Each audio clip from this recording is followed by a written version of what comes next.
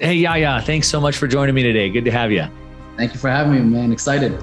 So, you and I, we've been friends. We've been working together really deep on a lot of stuff. And you are what I would consider an expert. I'll put that label on you, an expert really in family legacy.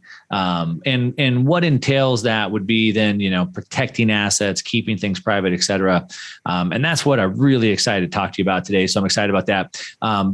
And seeing as I already kind of know you, but why don't you kind of give us a little bit of background on what it is that you're focusing on and what you're doing? Yeah, so I'm the founder and CEO of Your Wealth Group. It's a private wealth consulting firm with an alternative approach to protect the family's wealth and transform their legacy.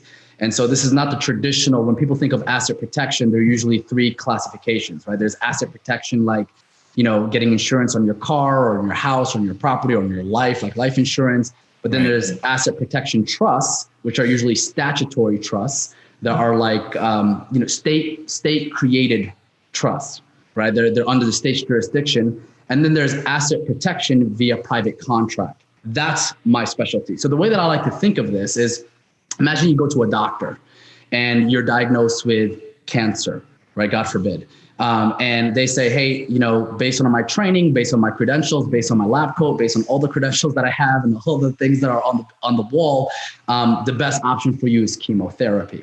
Right. And you have 3 months to live, right? The way that we like to see ourselves in the wealth space, and again, I like to say that everything that we share here, always consult your licensed financial and legal professional. Right. This is mainly for educational and empowerment purposes only, but the whole goal is to empower your family and your legacy, your rights, your freedoms, and what's most important to you, and make sure that you're operating strategically and privately and lawfully, right? So when it comes to private contract, I like to use Congress and the Constitution as writing the laws when it comes to taxes, when it comes to trust, when it comes to titles, because the game of wealth is all about who claims and who owns the title, who controls the title, and under what trust is it, right? So in Article 1, Section 10, Clause 1, and I'm paraphrasing here, it says, no state shall pass any law that impairs the obligation of contracts. So what does that mean? That means that contract is a law. Contract law precedes statutory law. Statutory law is laws in the form of codes, rules, regulations that the state has created. And so when you think of the game of wealth, it's really the game of title and trust. And if you look at, you could get this four edge piece of paper. This paper right here, which is practically worthless, right? But this is how nations are built. This is how treaties are built. These are how trusts and communities and countries were built based on what's in a contract. So the power of a contract based on the parties that are involved and what's written in the contract and how it's properly structured gives power. And private contract, like you and I, we have the right to private contract.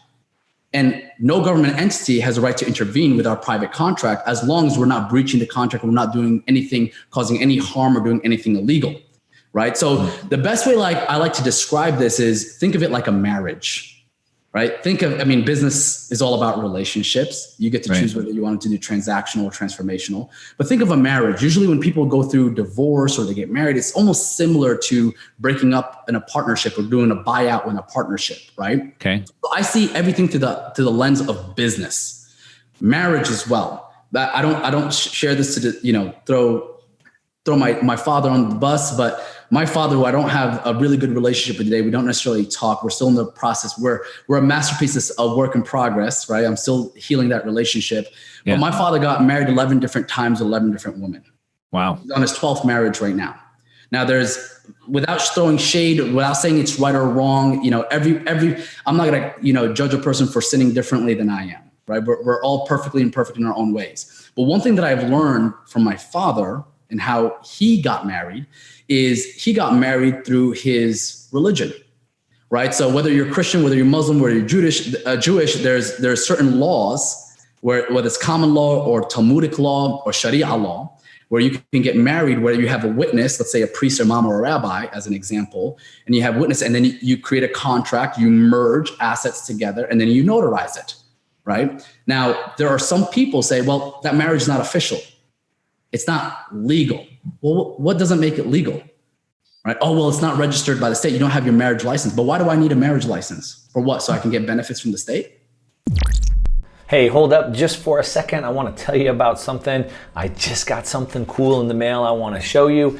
And it is this new sleek package I just got with a brand new credit card. This isn't just any credit card. This is a BlockFi credit card that's powered by Visa, and it's backed by Bitcoin rewards. So this is a Visa card. I can use it anywhere in the world that Visa is accepted. And the benefit of this BlockFi Visa card is that I get paid back in Bitcoin. Most of my other cards pay me in some sort of reward points. I get airline miles. I'm not very good at using those. They end up accumulating and I don't do anything with them. But getting to earn Bitcoin back with every single purchase is of course something that matters to me. Now, I know for a lot of people, they say that the price of Bitcoin is too high. So I say, well, you can always earn Bitcoin. You can get paid in Bitcoin, or you can just get cash back rewards on every purchase paid in Bitcoin with the BlockFi Visa credit card, used everywhere that Visa is accepted. And if you want to sign up for the Visa card that pays back in Bitcoin from BlockFi, there is a link in the description down below. Check it out. So does that mean that if I'm married and I carry to have a witness and we have a community and everything like that, that marriage is not valid?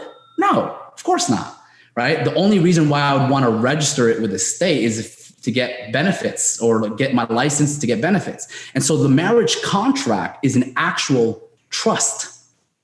And it's the same thing with your business. Now, based on how you classify it, so in the world of business, right, there are a few things I like to share with people. That which the state creates, it can also control. Mm-hmm. You can only get taxed on what you own. So the key is to own nothing, control everything. But based on our fiat system, you can't get taxed on debt. So that's why a lot of wealthy people, they like to buy, borrow, die. They'll borrow as much money as possible. Right. And so the name of the game here, when I talk to people, just without getting on right or wrong, one of my favorite quotes is by Rumi. He's a Sufi poet. He says, "There's a field beyond right or wrong. I'll meet you there." Mm-hmm. And I know, like, this topic of trust, asset protection, privacy, it can be a tug of war. Right. And I never want to challenge, or because I know there are well-meaning, the same way that, there are well-meaning doctors who might not know a lot about nutrition or the immune system. Right. But they can't say certain things. Most attorneys, most advisors, most accountants, my sister-in-law, she's an attorney, an estate planning attorney. Right. We always have conversations where we talk about the law. Yeah. Right. And so the way that I like to see it, and then I'm going to take a breath of fresh air. Right. The way that I like to see it is you got two worlds. You have the public world and you have the private world. And the public world is the state's world, the government's world. The private world is your estate. It's your world, right? And what holds property with the state or your estate is something called a trust. A trust is just basically a legal fiduciary arrangement or relationship where the creator or the person who's initiating the trust passes ownership of assets or property to a trustee for the benefit of the beneficiary. Now the person, whether it's a revocable or irrevocable trust, revocable meaning like you can be the grantor and you could also be the trustee and you can still have some control, but you still have liability. So if you want to reduce liability from a tax standpoint or from a title standpoint where you're not taxed on what you quote unquote own, and you move it for the benefit of the beneficiary, where the trust, the corpus, the body, the indenture owns the assets now, not you. Now that's a different conversation. But the question is, who owns the title to property? Right. Is it the state or is it your estate? And the reason why this conversation is very, very important to have, and I encourage everybody to do your due diligence, right? Don't take anything at face value. People smear what they most fear and what they don't want to hear. Right. And you got to understand when you're seeking advice from professional people who are trusted professionals who I love and I know they're well-meaning, they know what they know. Right. and they also care about you, but also understand that they get their permission and their power from the state's authority. And their training. Say it again? And their training. And their training, right? Yeah. Like I was on track to becoming a doctor at one point, and then I realized like, no, this is heavily politicized. Yeah. I'm not going to, feed the very prison that's enslaving us in the process. Yeah. Right? So anyway, breath of fresh air. So that's a good setup. So I want to get into some of this stuff, like how do we protect our assets? I mean, the World Economic Forum has told us by 2030 we'll own nothing and be happy. It's not a future I would be happy about. So I want to make sure I can maintain the assets that I have.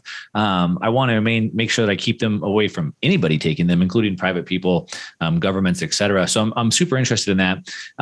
And there's different ways that we can do that. I want to get into these Pandora papers that just opened up, where all these people doing these different types of trusts were exposed. Not necessarily implicated in any wrongdoing, but that's an interesting conversation. But before we do, I want to just kind of jump back to kind of what you were saying, and the way that I kind of look at this. You had told me a quote, I think is a quote that you got, but something about that the best way to hide laws is to put them inside of books.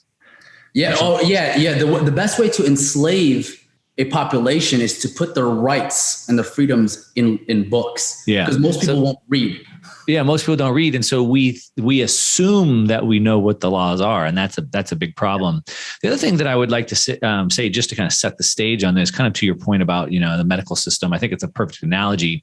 I know from my own sister, who's a doctor, when she came out of medical school, she just said, "Nope, you just gotta take pharmaceuticals, like forget vitamins and forget eating healthy, just that's all we need." And so to your point, doctors are well-meaning, but most of them have just been taught what they've been taught. Right. And so the problem is when when you think you know enough, then you don't go look for alternative information sometimes. Right. And so for a doctor to get into like functional medicine, for example, then they would have to first unlearn what they've learned, which is very difficult. Most people can't ever do that. And then on their own, they have to go pursue new education. Yeah. And so there is a whole world of functional medicine, which I believe in. But it's very hard for a traditional doctor to do that. And so back to like the legal system and the financial system for that matter, I like to make videos and I say that I'm here to change the way you think about money. So I'm always trying to kind of change the way they think about the financial system, because what you've been taught isn't necessarily true, accurate, or the only way. And also this asset protection is as well. So I want to kind of set the stage with that. Now, back to something that you said. You said that a trust is like a contract. Yes. And that contract is between us and it's a law, not up to the government. But doesn't the government have to support that contract to be valid? I mean, otherwise, who's going to defend it, right? So let's say that you and I entered a contract, but then we go to Mexico or wherever, the Middle East, and that government, and then we get into a fight and we need someone to settle it. And the government's like, I don't recognize that contract. Like, so what do you mean by that? Like the contract is valid, whether the government recognizes it or not? So private contract is law, right? So contract is the law, meaning that all government, all statutes, all codes, all regulations, they came from a form of a contract that was set up, right? Okay. And so let's just take taxes, for example. Many people think the IRS writes the tax laws. They don't, right? Congress writes the tax laws, right? And Title 26 of the United States Code and the CFR, the Code of Federal Regulations, describes the definitions and the terms and how to properly write and structure them, right? Okay. So most people, they make assumptions based on definitions that they don't understand. So for example, when I say the word person, you think of what? A person, right? Like, oh, I'm a person. A human, yeah. A human being, right? But the law and the code does not define person as a human being. It defines an individual, a corporation, a partnership, an association, a joint venture. So you're telling me that one word, if I did not click on that, it would have meant something completely different. And so this is where, like, in the law world, it's called legalese, right? It's almost like word trickery. Words are spells, right? And if you don't know this, is your ignorance can enslave you in the process. And so I always say before I talk to an accountant or an advisor or a nutritionist or a doctor or whatever, I was like, let me go to the source. Where are people getting all this information from? Right. And instead of being subject to assumptions, accusations, or attacks, or fear mongering through, Google or whatever, right? Because anybody can write a smear campaign on an article or whatever and put people in a state of fear. You always wonder, like, what is the conflict of interest here? But instead of doing that, let me go to the source and let me see, how do they define that? And do I classify myself? Do I title myself in that definition? Yes or no? Right. So to answer your question, there's different stages of courts, right? You got the local, you got districts, you got the Supreme Court is the top. The Supreme Court, this is when people say, well, what kind of trust are you talking about? Are you talking about statutory or private contract, or some people call it non-statutory? There are terms like pure trust, Massachusetts trust, common. It doesn't matter what the name is. What is the Supreme Court's position on contracts? Okay. Period. Okay. Now, in a private contract, and you could do your due diligence, and I'll give you some book recommendations, remind me to close the loop on so people can educate themselves. And then we're going to be at your event. So I'm going to do a workshop at your event coming up too. So we can really dive deep into this. I know I'm going on the surface right now. Yeah. But the government really, if let's say, for example, if I created a trust with you and we have a private agreement and we have conditions and terms that we both agree on, but let's say I breach that contract, right? Then what do you do if it's a private contract where the state has no jurisdiction? Technically, you can take me to a court, but the court would have limited jurisdiction into it. And basically, it would not challenge the trust body, but it could challenge the trustee or the party involved of managing that trust, because that's a separate entity. Okay. So assets that are held within trusts, right? That's one thing that cannot be penetrated unless there's illegal, malpractice, fraud, criminal, all that, right? Okay. I'm assuming that everybody's doing everything lawful and legally, right? They're protecting their families, they're protecting their freedoms and their rights.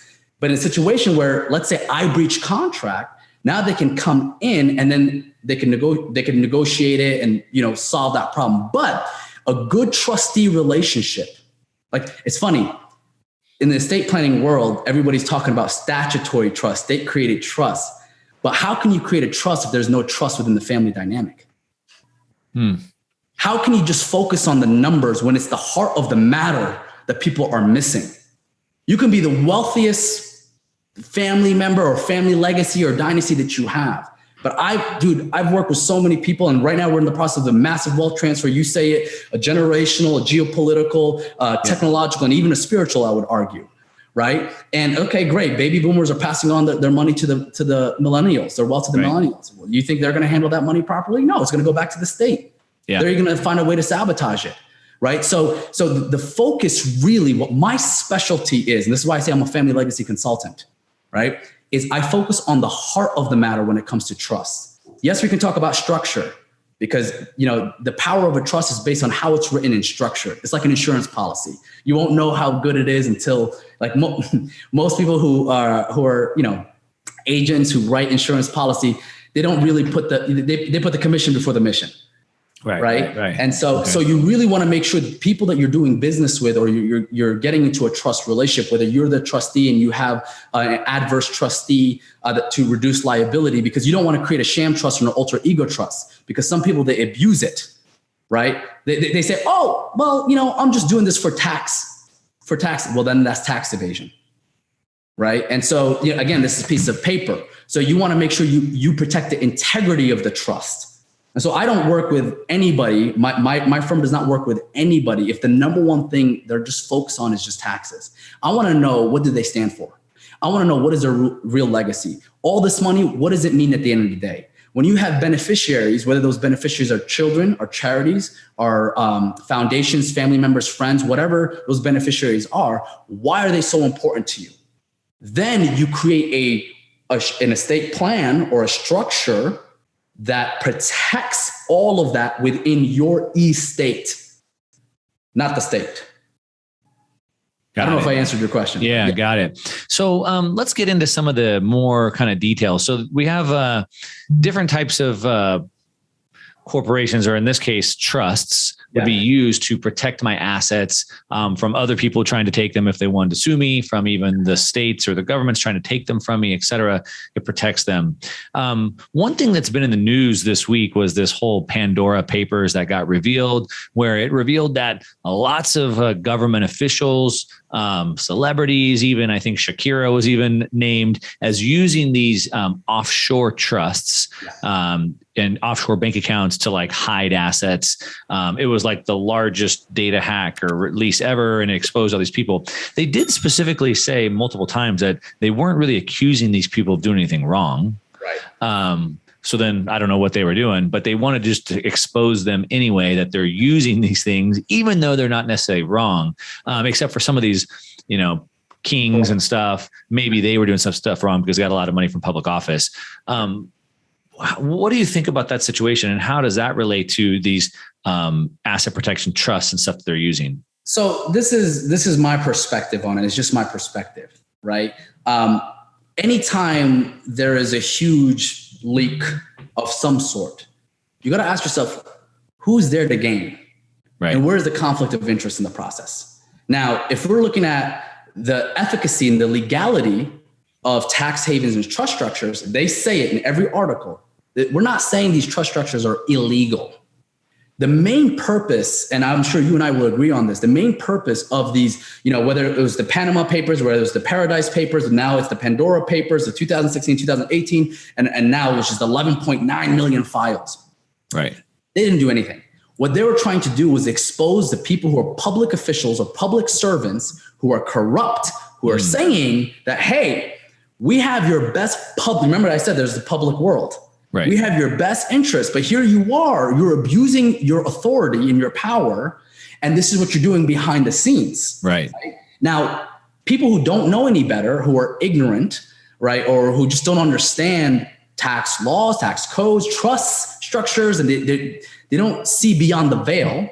Right. They're going to associate almost unconsciously corrupt criminals, politicians, world leaders with trust structures. Now you got to ask yourself why. And I found it very, very interesting because I read not the whole thing because there's too many files, but I've read a majority of them. And most of them I found were like in the Middle East, you got the King of Jordan, they got this. And I'm like, oh, interesting here. But the biggest tax haven is where, if you read South Dakota, Nevada, it's the biggest tax haven is United States. But you don't see anybody talking about United States. Right.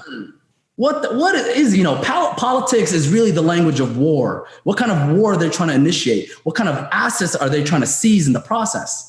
Yeah. Right. So this is not so much. I mean, there are different levels and conversations and layers of this, right? If you're looking at it from the corruptness of these political leaders who are protecting the public good, yeah, sure. We need to air all that dirty fucking laundry out. Right? Excuse me, pardon my French. But then if you're looking at it from the legality of these trust structures, don't blame them for knowing what's already in the codes. Right. It's there for you.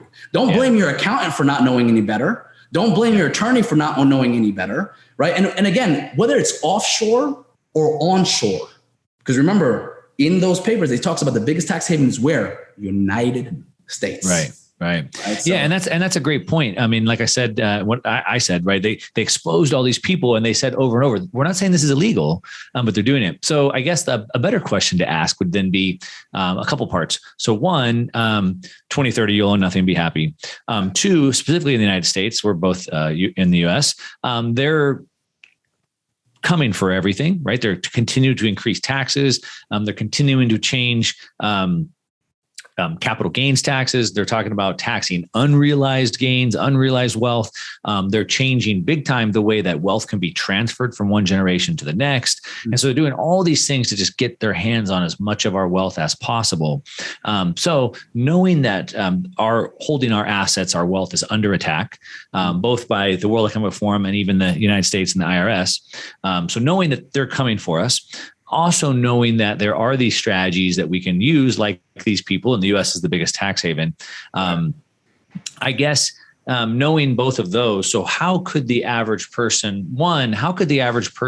start to use some of these strategies that they're using? And then two, I guess if I have, I guess how much assets do I need to have before I start to worry about that? And then how could I use some strategies like that? Yeah. So real quick, and I hate saying this, but it really depends because every person is different. Their financial position, their business ventures, right? Like how they're structured, whether you're an employee, like it's all about classification, right? Whether you're an employee, you're going to file a 1040 individual, right? If you're a trust, it's a 1041 complex trust exchange. Whether you're a business and you have a corporate structure, an LLC, a corporation, or a partnership, right? You're going to be classified. You're going to be taxed slightly differently, right? So, I guess real quick, I should just say that if you have any assets that you don't want to lose, because I asked who kind of qualifies for this. So I guess if you have any assets that you don't want to lose, then this is something you should care about. Yes, 100. And I will say the greatest asset, because most people, when they think of asset, they think of a hard asset like property or gold or something of tangible value in that sense. But I also see myself as an asset. In fact, Title 28 USC 3002 Section 15A says the United States is a federal corporation. So citizens or residents of the United States, which is domiciled, if you look up UCC 9.307 Section H, it says the United States is located in the District of Columbia. So this is the federal government, right? So you got to see the citizens, this idea of citizenship. Now this is all about status, because you can't look at, or you can, but I choose not to address asset protection without understanding status correction. Because status determines title. That's why Congress, when they pass it, they're called Title 1, Title 2, Title 23, Title 26, Title 28, and each title has a specific focus, right? So going back to assets, I challenge everybody, and again, this is thinking outside of the box and within your heart, leading with your heart, okay? We don't want to just talk about the numbers, because there's been a covert, in my opinion, there's been a covert attempt to say, hey, nothing personal, it's just business. Let's just focus on the numbers. But isn't that interesting? If you just focus on the numbers, take the root word, it will make you numb. So I'm trying to bring life back to seeing yourself as an asset, first and foremost, as a living man, as a living woman, as a living being, as God's creation, right? So when you start seeing like, this piece of paper is nothing without the words that I write or we write together and my signature. Oh, so I give life and power to that. You go to a bank, it means nothing without your signature. They can just borrow, and they're in the business of selling and buying debt instruments and notes without you. So I want you to see the power you have as a consumer, as a creditor, defined in the United States Code under Title 15, Chapter 41. Everybody should be reading that like as if it's scripture. We're living in a time where people need to like understand when you know who you are in the eyes of the law, you'll know what to do. Period, point blank, end of story. Right. And so most people just don't know who they are. So they're just reacting. Oh my God, did you see that article? Oh, the IRS is coming for us, right? There's going to be $80 billion of revenue with 87,000 new agents that are going to come in and blah, blah, blah. All fear. That's the biggest virus we need to protect ourselves and become immune to. Yeah. Right. So this journey, when you dive in, it's all about understanding who you are in the eyes of the law, God's law or government's law. Sometimes government's trying to act like God. That's where we agree. And that's why we're focused on the mission to protect people. And then also understanding that when it comes to your asset, it's all about how you classify yourself. So I actually agree, like, hopefully sooner than 2030, we'll get to a point where we'll own nothing and be happier.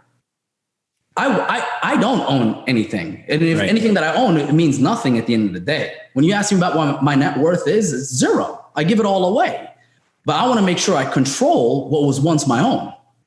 Does that make sense? So I'm not afraid. What's happening, this whole 2030 agenda, is that the state or the government is going to control it because they're going to take the titles. That's what they're trying to do. They're trying to take your property, your assets, including your damn children. Right. Because if you have, this is where we go a little bit deeper, but there's a saying that I learned from a guy named Maharishi Mahesh Yogi. He says, knowledge exists differently in different states of consciousness. So when I'm speaking to people, I have to be very sensitive and attentive to where people are coming from. And I like to meet people where they're at. because at some point, there's something called the curse of knowledge, where you overwhelm too many people. It's like drinking from a fire hose. Right. But just to, simplify to amplify here, the game is about title, and which trust owns title. Yeah. Is it your estate? A perfect example of this that I talk about frequently is just the money in the bank.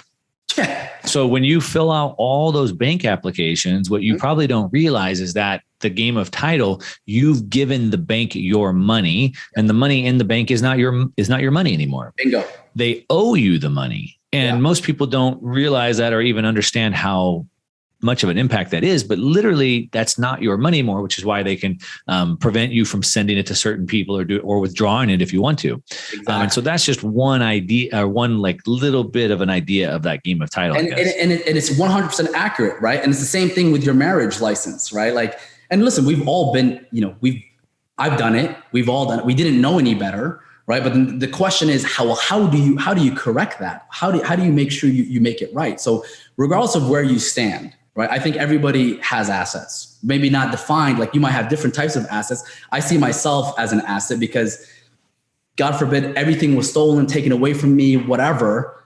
They can't take this. Right. Right. I'm the asset that built it, and I could build it back up again.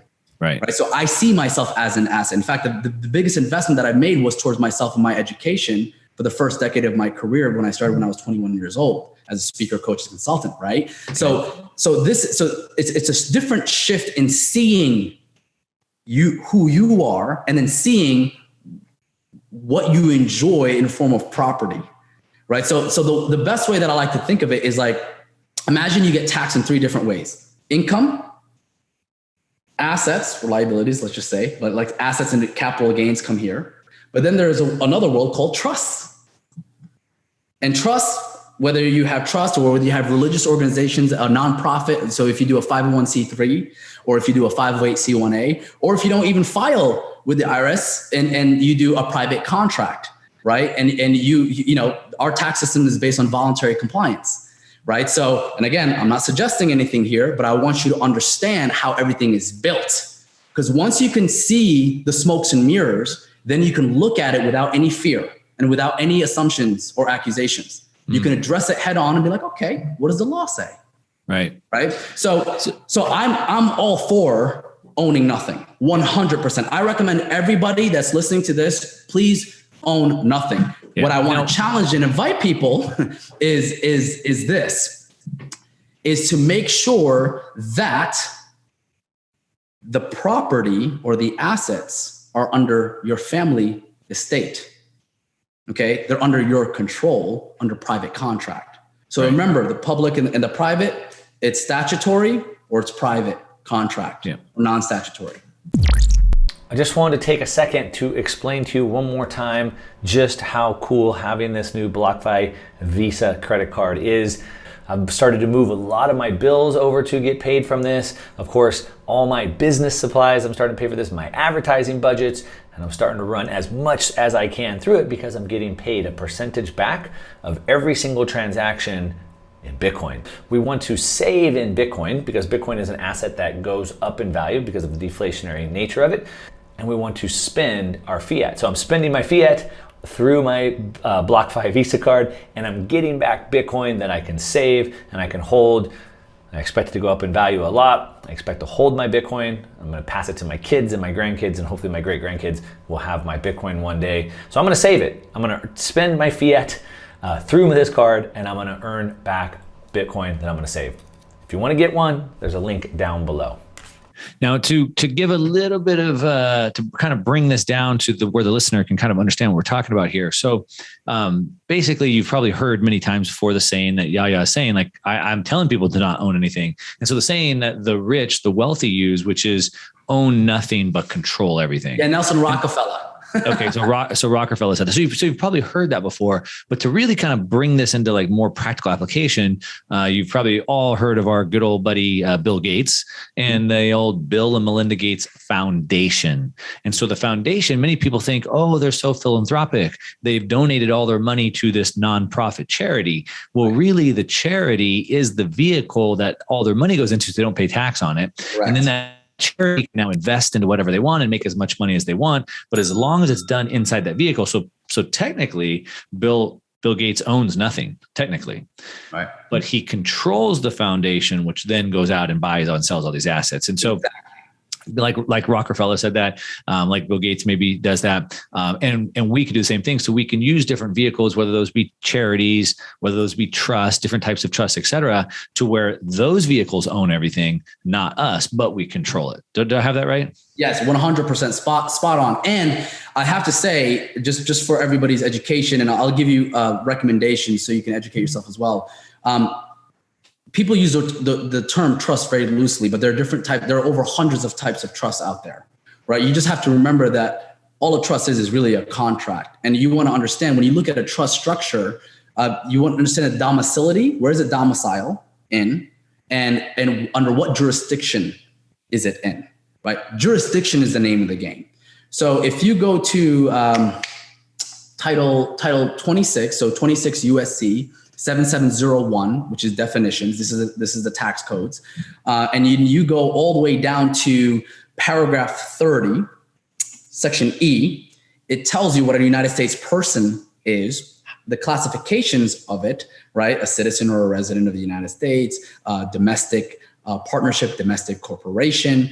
A foreign estate is exempt. So there are certain trust structures that are exempt, specifically a foreign estate and a foreign trust. So the question is, well, what is a foreign trust? How do you determine what's a foreign trust? Well, it's based on how you file it, right? This is what people don't understand. So this is within the code, right? That people have to kind of appreciate the value. So in a way, if you really understand the code, it's not your ticket to slavery. It's really your ticket to freedom and understanding how to operate within the public world. So if I'm going to operate, let's say I operate in a different way privately. And when I say privately, I mean, there are certain things that I keep as it's my business. It's no one else's business. Right. Right. And that's it. And that's how I roll as a CEO and of my last name and my family legacy. There are certain things that I want to keep private. Okay. And if I want to operate in the public world, I can do so because I'm doing business with a corporation. Now, if let's say you buy into the idea, which is not really an idea, it's a reality. Let's just call it an idea just for conversation's sake. If you buy into the idea that the United States is not a country defined under tax codes, defined under the Congress laws, but it's an actual federal corporation domiciled in the District of Columbia. Okay, let's just say it's a federal corporation. Forget about the domicile in District of Columbia. Let's just say it's a federal corporation. When you're dealing with a corporation, you're in a business. Now you got to ask yourself, think of a Walmart. That's a corporation. Would you rather be an employee of Walmart, or would you rather be as a consumer who does business with Walmart? And a better question to ask is, in a corporation, who has the biggest power?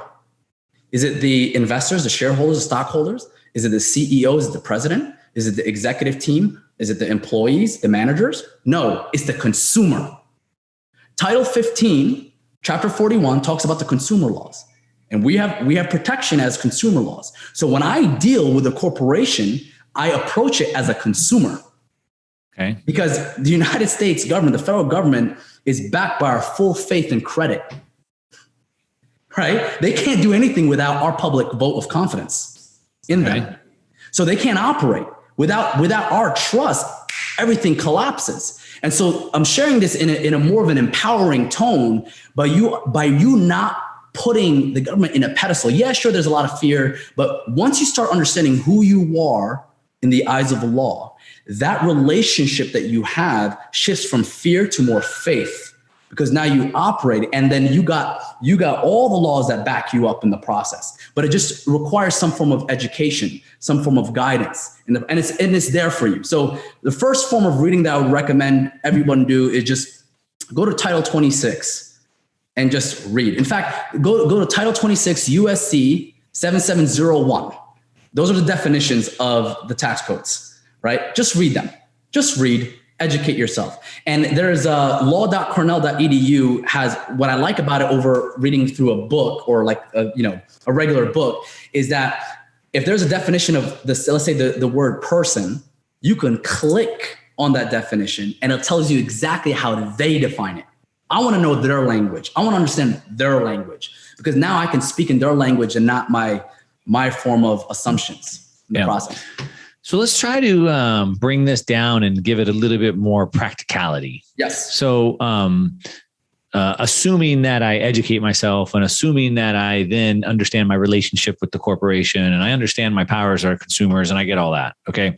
But like, what is it that I can do once I understand that? So I can set myself up in a way that can protect my privacy. So people, governments, et cetera, don't know what I own. I can protect myself in a way where somebody gets hurt at one of my properties and can't sue me. Like, what is it that I'm trying to learn all this for? What am I hoping to achieve, I guess? Well, I like to say that, I'm someone like me, I have nothing to hide, but I have everything to protect, right? That's my definition of privacy. So when you want to protect what's most near and dear to you, you got to ask yourself, where do you protect that, right? Where do you place all the most valuable things that are close to your heart?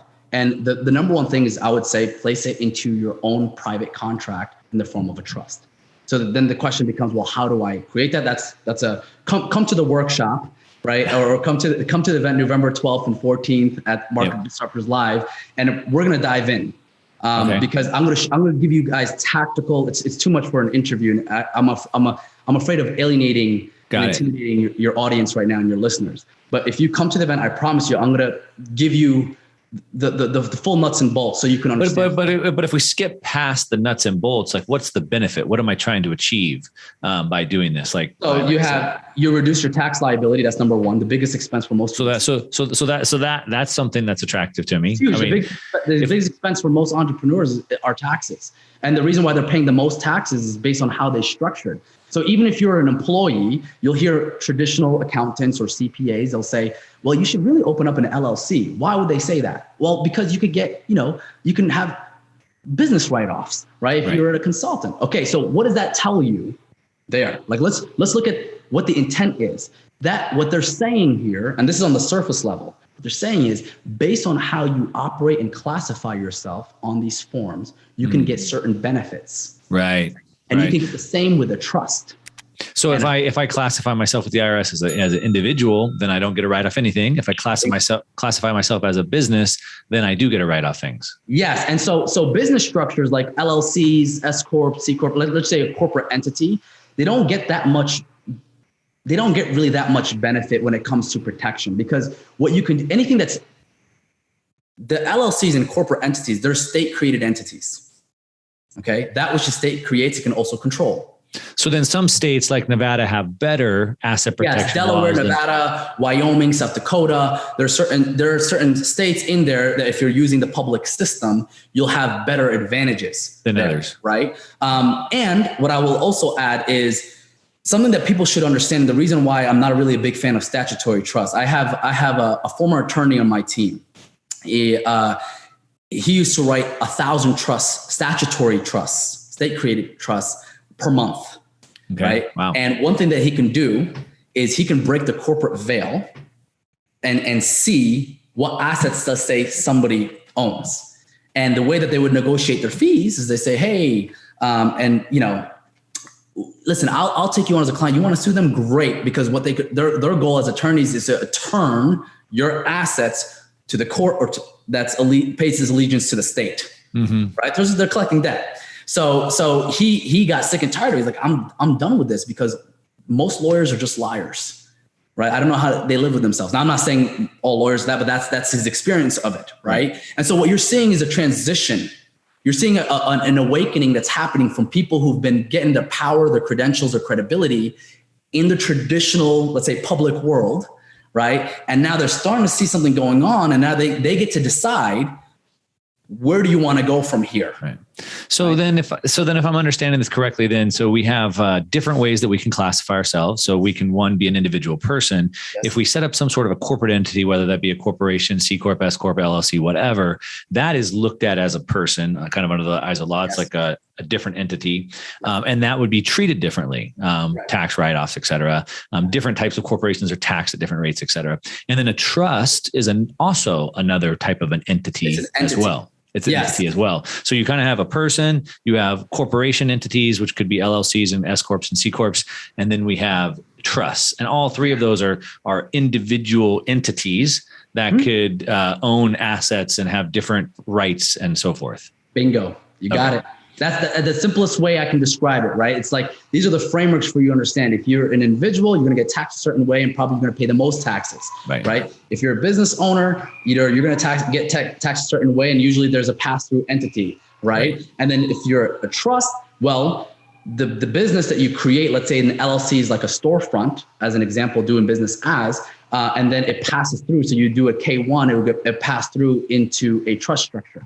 Right. And then the goal is to keep assets held in trust. And the way that you operate legally and lawfully is to make sure that anything that you need based on the indenture, the trust indenture, the terms or the agreement of that trust, you use it for what it was created for. Right. And so you get to define what those terms are. And so then a business could be, so then I understand that like the difference of those entities. So, and the corporation stuff, like I could own the entity, it could pass through to me. To your point earlier about that attorney, there's ways that they could pierce that corporate veil. They could kind of get through there to get the assets that I own. But a trust is different in a sense where it's kind of made up of two different people, right? The beneficiary and the trustee.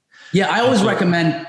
Yeah. So let's say, for example, you got, and this is loosely, there are different terms for it, but let's say the trust structure is you have the creator, the settler, or the grantor, or the exchanger as an example, because there's some things called unincorporated business trust organizations or contractual business organizations that are really a contractual business organization that it's not a corporate business, right? It's a contractual business organization, like a private business or a private membership association, but it has a format or structure of a trust. So let's just say, to keep it simple, let's call it a triangle.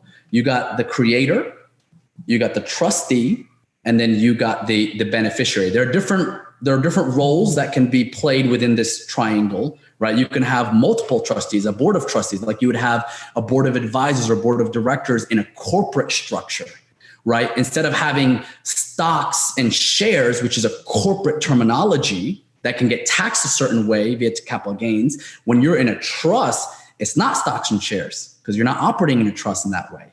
So you'd have, you would hold units of beneficial interest as an example for the benefit of the beneficiary, right? And everything operates, and a trust can operate like a regular business. It can have expenses. It can have, what most people do, and this is not throwing shade on anybody's strategy, to each their own, is it never made sense because once you go to a certain level of tax strategy, people, who are CPAs or tax strategists will say, okay, well, here you can get a bunch of write-offs or get in as much debt as possible, leverage as much of it. And, on paper, you don't necessarily own anything because of that. Or you can get a bunch of company write-offs. You get a car that's over 6,000, pounds and blah, blah, blah. It could be all of that. I did that. Yeah. I mean, we've all done it, right? At least, people that we know have done it. So what ends up happening is by the end of the day, your net you're not really netting much, or based on what you claim. So it looks like on paper you have a lot of expenses, right? But that doesn't make any sense. I would rather show more profitability in the business and distribute through a K1 to the trust. Now, if I want to leverage that business, let's say I want to take a line of credit, or if I wanted financing or whatever, now I'm more bankable because I have more profitability. I'm healthier based on the numbers. Right. So you might, jump through a few holes because, most mortgages are based on the individual and your personal. Right. But there are options available to everybody if they want to move in this direction. So I don't know if I answered your question, but in a nutshell, it just makes complete sense for people, regardless of where your wealth is at. If you're just starting out and let's say you don't have any tangible assets like property, gold, or whatever, right? Bitcoin, just educate yourself because you're your number one asset. Mm-hmm. That's number one. And there's a few books that I would recommend. You let me know when I can suggest them. But go ahead. I'll write them down. We'll get them. And these are all colleagues of mine. They're good friends. The Uncorporation by James Billings. It's an 89-page book. I highly recommend it. It's a good introductory. It's not expert. You're not gonna if you're a strategist and you're very analytical, you're not gonna find it there. But it's a good. I recommend it for a quick dose, just to get some information, right? And James is a very good friend of mine. I love him. He's a great guy. We differ in strategy and principle a little bit, but I'd rather you understand the world of trust and move in that direction, right? Okay. The Art of Passing the Buck, volumes 1 and 2. Now, volumes 1 are for the everyday person, just in layman speak, like it's just common language, just so you understand the world, the world of trust. Volume 2 is for serious professionals. Now, you're going to see if you go to Amazon, the markup is around $1,000. And the reason why it's very, very high is because there's a lot of case laws in there. Because the number one thing that most attorneys, and by the way, all you attorneys, accountants, and advisors out there who are, I know I've had so many conversations. Oh, this is a scam. This is, show me the case laws. It's right there. Right. I don't want to babysit. I don't want to argue. I don't have that time. My time is my most valuable asset. And so is my energy and my attention. But if you're willing to educate yourself, the information is there if you do some digging, and you'll find the gold throughout the dirt. So just take the gold and throw out the dirt. In volume 2, you'll see all the case laws. You'll see how to properly administer proper trust, right? And you can do this on your own.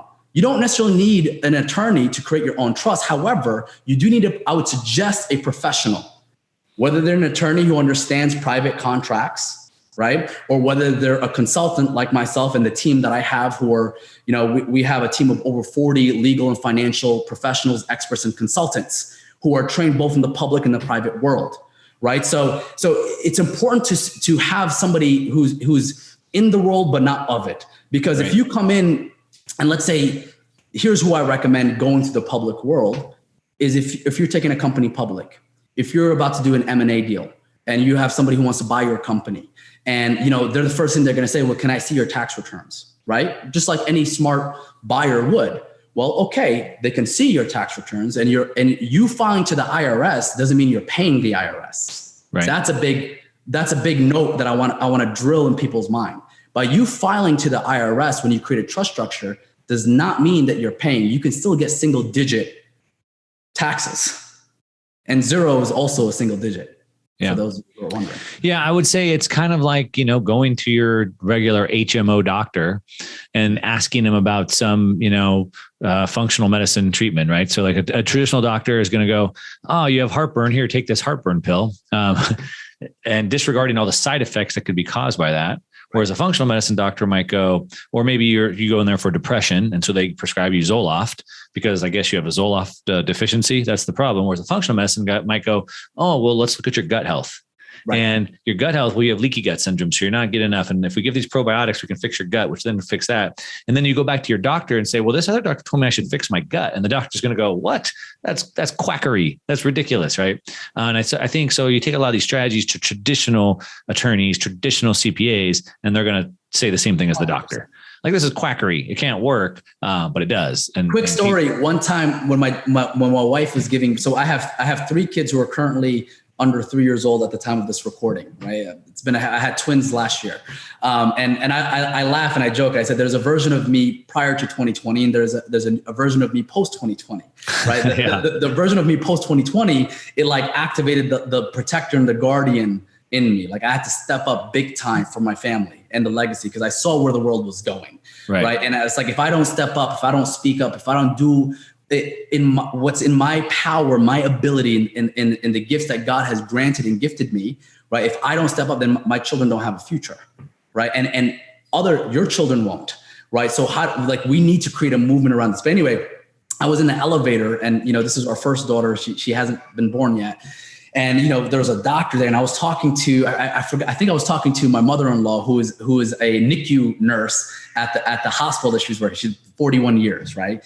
And we started talking about nutrition. I was like, and she's like, and we started talking about me, because at one point I was planning on becoming a doctor. This is way back. This is like prior to 2010. And I dove so deep, because when I immerse myself in a field, I immerse myself.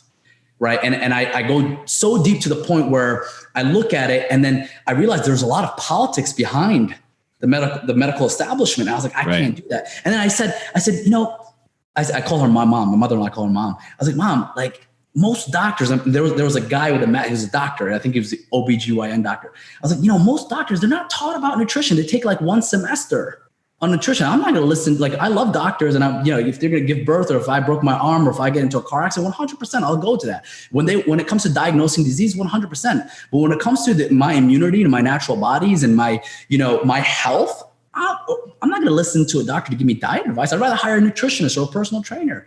And then the doctor pulls his mask down, and he was like, by the way, this was in 2018, right? He pulls his mask down and he's like, you know what? You're right. We only took like one course of nutrition. So you're not wrong. And I think this is what people need to be aware of when it comes to seeking professional advice and understanding who gets their authority from what source.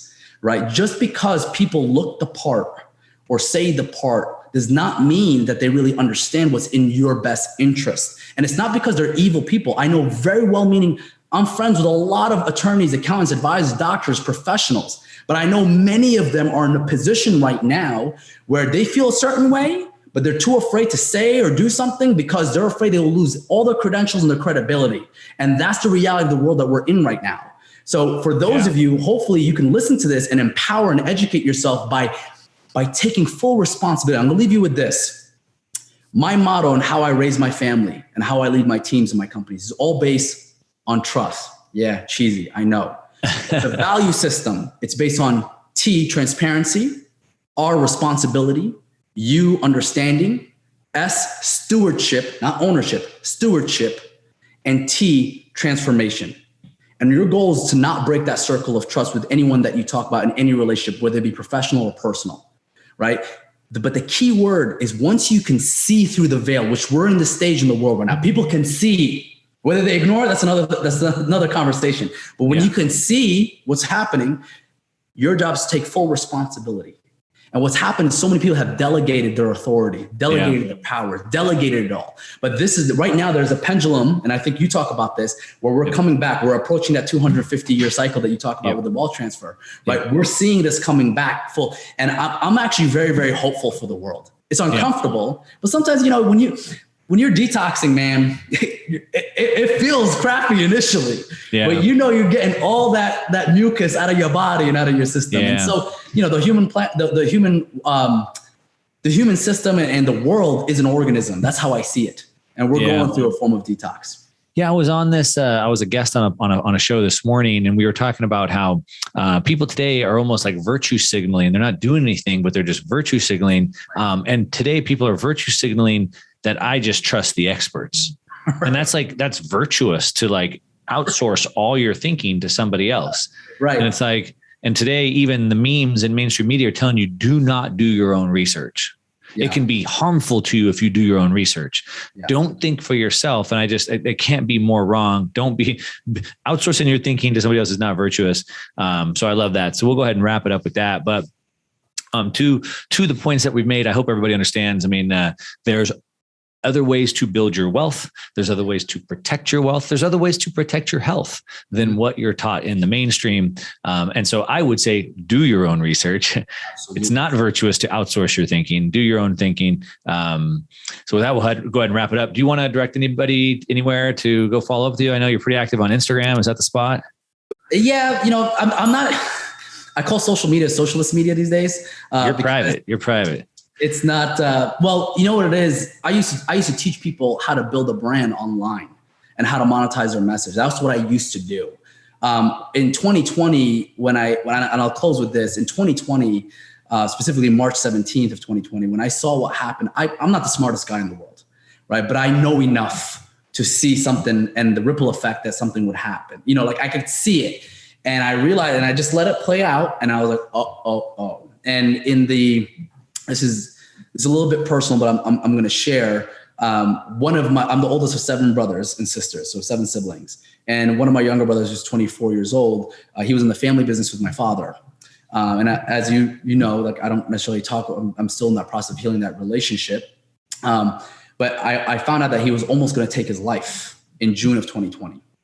And that was like a big wake up call for me, because I'm here trying to, impact so many people online, on stage, on this, and helping people do that. But here I am, my brother is struggling behind closed doors. Right. And I didn't know that. And I couldn't, it was the hardest thing for me to swallow in that moment.